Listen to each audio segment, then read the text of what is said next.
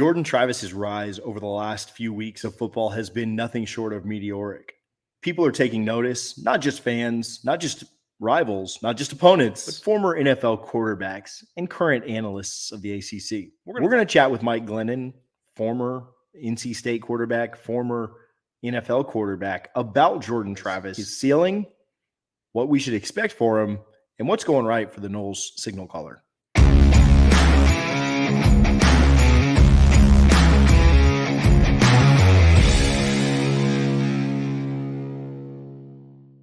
Welcome back. I am joined by Mike Glennon, former NFL QB and ACC analyst. Mike, thanks for hanging out. Seminoles fans weren't too big of fans of yours 12 years ago, but you've been or 10 years ago, but you've been pretty positive on the Noles lately. So I think they're coming around. How you doing, man?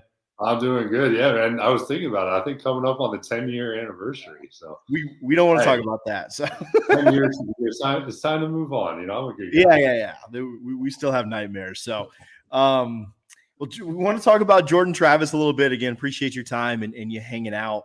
We'll jump right into it. But last year, Jordan ran for nearly 500 yards. This year, he's under 50 yards, a third of the way through the season. He's missed a little bit of time, but he also threw for just over 1,500 yards last year, and he's almost to 1,000 now. How impressive is it to you that he's not had to use his legs very much at all this year? I've seen tremendous growth from him. I didn't watch a ton of him last year. I watched a couple games. I watched the Florida game, maybe one or two others, and I saw a guy that was kind of a run first. I wouldn't say exactly run first, but he wanted to run the ball. He was exceptional. I was blown away with his running ability.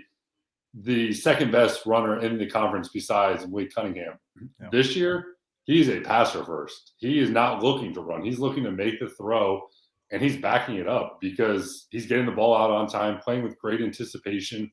He just looks like a complete quarterback now. His accuracy's improved. I think probably the most improved player or at least quarterback in the conference. DJ Uiagalelei could be up there with him, but I haven't seen anyone else improve the way he has. Actually, across the ACC, a lot of quarterbacks have kind of so far taken a little bit of a step back where his stock is moving up. I've been very impressed with his play through the first couple weeks of the season. Yeah, he seems to be doing a lot of things well this year, and so this might be a tough one. But what is he doing right now that has really set him above, or what is he doing that's the biggest area of improvement for you so far? I think playing with anticipation. He's getting the ball out of his hands so quick, and he is throwing the ball before receivers are even coming out of the break, and it's accurate. You know, it's not like he's throwing with anticipation and it's off target. He's putting it 1 foot in front of the numbers, perfect ball, and that's a credit to him. And I'm assuming the hard work he's put in this offseason of spending time with these receivers. And I think the more you play, the more you're able to start playing with anticipation. He has some experience under his belt now, and he's just doing a remarkable job with that. And because of that, this Florida State offense is playing at a very high level. Yeah. Where is an area, not to be super negative, but where's an area that you see that he could improve some right now to really take it to that elite level? Right. I think there's always this kind of never-ending quest to get better as a passer. You're always looking to become more accurate, you know, rather than the ball might be a little bit out in front, you want it 1 foot in front or right in the face mask. There's always that.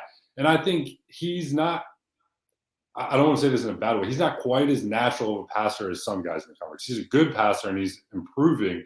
He's still not quite to the likes of guys like Devin Leary or Drake May. So the arm strength and all that. So he's playing as well as really anybody in the conference right now. So as a quarterback, you're always looking to improve your accuracy, your arm strength. Everyone's doing that, and he's no different. But I've seen a huge leap in this passing game with him, you know, leading the way. Hey guys, want to chat with you really quickly while we're doing this video about Garnet and Gold. Huge supporters of the show, of the channel, and a big supporter of Jordan Travis. You can go to garnetandgold.com right now, and you can use code NOSLAW, NOSLAW. You get 15% off your order. When you support Garnet and Gold, not only are you giving back to the last family-owned and operated retailer of FSU merchandise in Tallahassee, you're giving back to our boosters, you're giving back to our athletes through NIL, and so I can't say enough good things about Garnet and Gold. You're going to buy FSU gear one way or the other. Buy it from the local guys, the hometown crew, garnetandgold.com. Again, code NOSLAW at checkout. It'll get you 15% off, and you can support Seminoles by doing it. Thank you to Garnet and Gold for their support, and go Noles. Now, all right, I'm going to say a name here. I don't want to go too crazy. I don't want to drink so much Kool-Aid, but does he remind you a little bit of Mariota at Oregon? Obviously, they were one of the first ones to run that type of offense back in the mid 2010s, and they benefited from being one of the first ones to run it. But share with me your thoughts there around that name. I hadn't thought of that, and that is a really good comparison. I'm not saying he's Marcus Mariota. I mean, Marcus Mariota went second overall in the draft, but you think of the guy, the running styles are kind of similar, like the way they move. There's different kind of runners. There's like the Kyler Murrays, there's the Russell Wilsons. There's these different guys, and Mariota's a little taller, a little leaner, doesn't quite have the low center of gravity that some of those guys have. So I think that's a pretty good comparison from the running ability. And then throwing ability is kind of similar too, because Marcus throws the ball well, but he doesn't throw it as well as some of the guys in the NFL, and it's not quite as natural looking. And their motions, I'm kind of thinking of Mariota's motion.